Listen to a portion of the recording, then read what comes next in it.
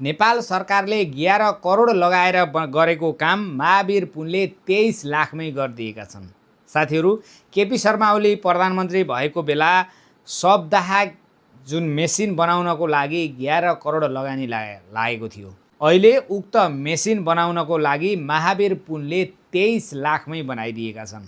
ल हेर्नुहोस् त, 100 मान्छे 100 ठाउँमा नियुक्त गर्न सकेको खण्डमा सरकारलाई कति फाइदा हुन्छ भन्ने ज्वलन्त उदाहरण होइन त यो।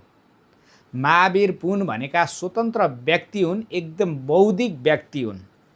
उनले आविष्कार केन्द्र खोलेर नेपाललाई यसबाट समृद्ध बनाउन सकिन्छ भनेर लागेका व्यक्ति हुन्। 100 मान्छेलाई चिन्न सकेको खण्डमा देशले धेरै ठुलो नाफा आर्जन गर्न सक्छ।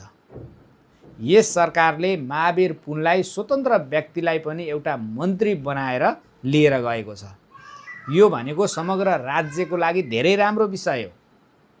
साथीहरू, यस्ता कुरामा महावीर पुनलाई तपाईले कुन रूपमा चिन्नुहुन्छ? महावीर पुन मन्त्री भइसकेपछि अब के महावीर पुनले आविष्कार केन्द्रको लागि ठुलो योगदान गर्न सक्नुहुन्छ अथवा हुँदैन? आफूमा के लाग्छ? आफूमा लागेको कुरा कमेन्ट गर्नुहोला र हामीसँग नियमित रूपमा पनि जोडिनुहोला। च्यानललाई फलो पनि गर्नुहोला। धन्यवाद।